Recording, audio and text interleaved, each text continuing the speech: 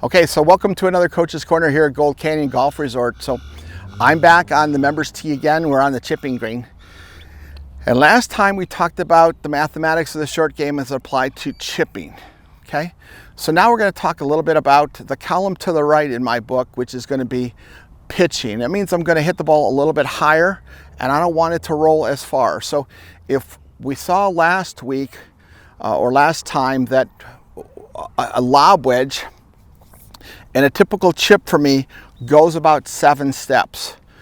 So we're back again with our pink tee and here in the front so you can see it on camera, and you've got that white towel up there from our Sky Socks back in Colorado Springs.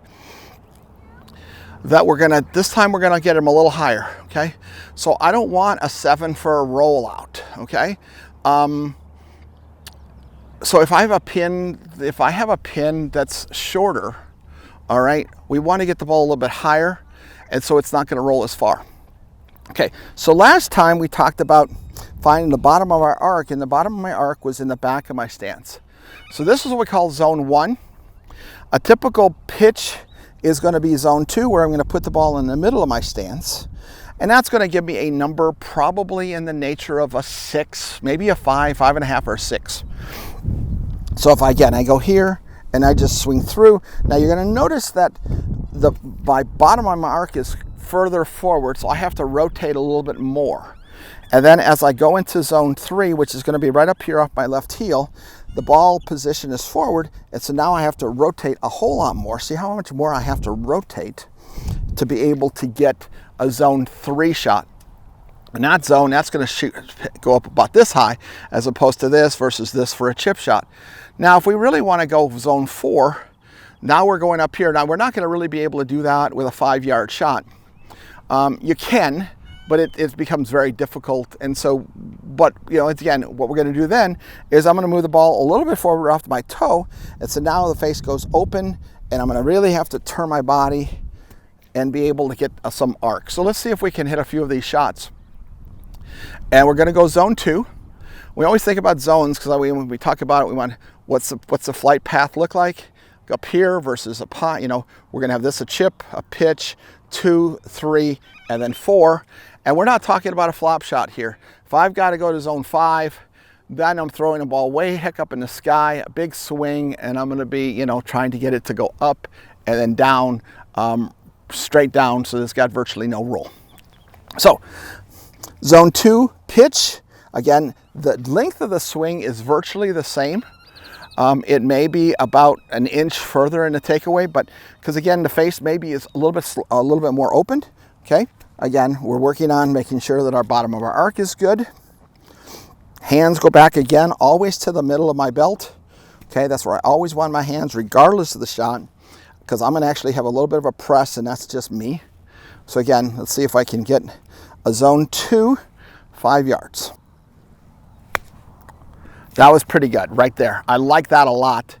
So as you can see now, going back to this camera, this shot is like, here's my second target, which is 10. So we know this is 1, 2, 3, 4, 5, and there's my 6.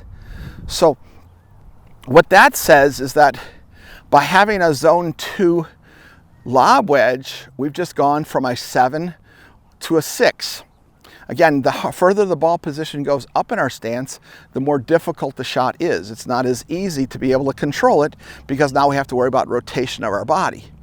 And the more rotation of our body we have to control, then we have to make sure we don't spin too fast, we don't have to slide so much, we don't have to do anything.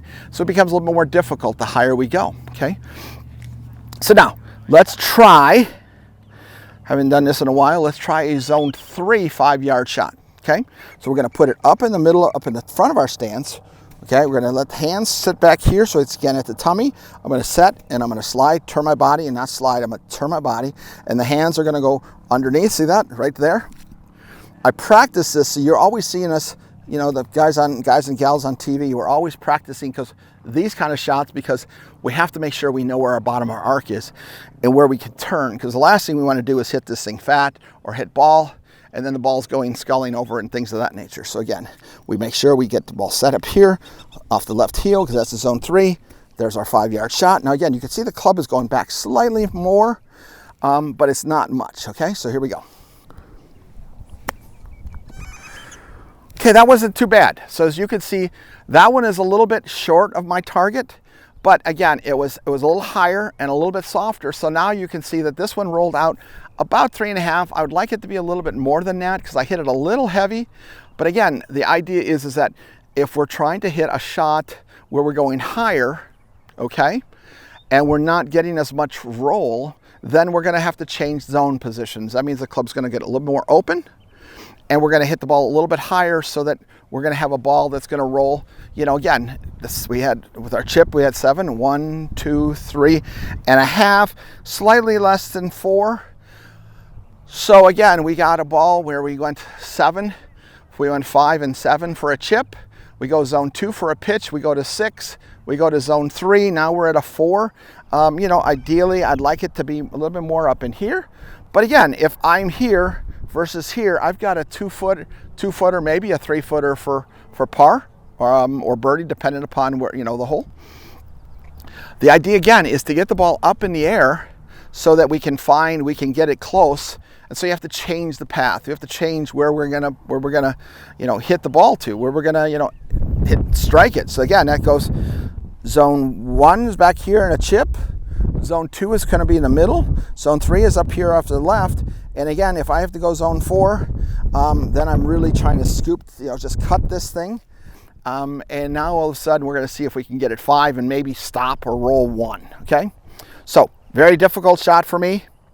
But it's a shot that we may have to use every once in a while because, again, on this surface, not so much because, again, we could putt. But if we're out of a heavy rough or we had a big downhill or something of that nature, we need the ball to go straight up and then have the ball come straight down and land really softly. So in that case, let's try a zone 4 shot that's going to go 5 yards. Okay, so here we go.